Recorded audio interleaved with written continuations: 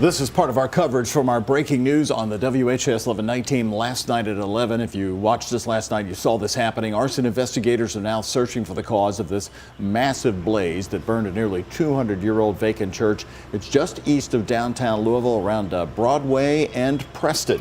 Yeah, this was the scene last night. It was around 8 o'clock at St. Paul's, of course, as Doug mentioned, on East Broadway near South Brook Street.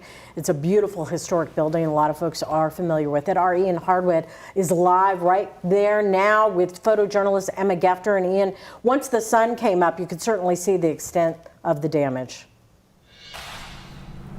That's right, Connie. With the sun up and the smoke out of the way, you can see the damaged roof. I'll step outside so Emma can bring you in a little bit closer. You can actually see firefighters are still spraying this down now, making sure no embers let this fire come back to life. You can see the roof even better from up above. Take a look. Looking down into a 188-year-old church, the Sky 11 drone can see the burnt-out roof hiding behind the building's stone face. They don't build them like this anymore, and this can be saved. It's a beautiful structure. It's built solidly. Steve Weiser, as president of the Louisville Historical Society, still has hope the building will stand. He pushed for its landmark designation over 30 years ago in the hopes that it'd stay. The authenticity is what we're looking for here. Not so much the fake facades, but the authentic facades is what we would like to see saved. That future was uncertain. The fire kept flaring up Wednesday night, flames bursting out of the church's stone tower as fire ate away at the rectory out back.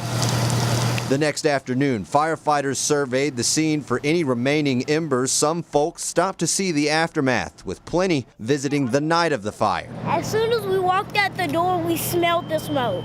Walking from 5 blocks away, father and son Malik and Braden Glenn returned. And this is the biggest fire me or my daddy ever seen, because the nursing home fire, it didn't take all night. It took a couple minutes. Malik's tired of seeing the building empty. However, the current owners have been difficult to reach.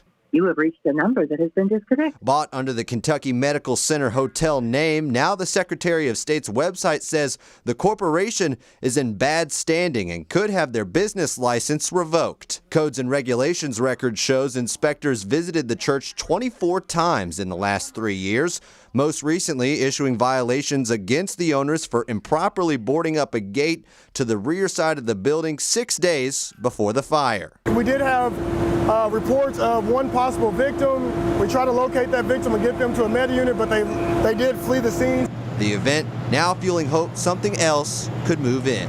So maybe this will force the out-of-town owner to sell it. In Louisville, Ian Hardwick, WHAS 11, on your side. Now, I mentioned one of those property violations just 6 days before the fire. That entrance over there was cited by Codes and Regulations for not being boarded up properly. Now, I've tried reaching the people who own this property about those violations. They didn't get back with me, and one receptionist hung up on me. I'm live in downtown Louisville, Ian Hardwick.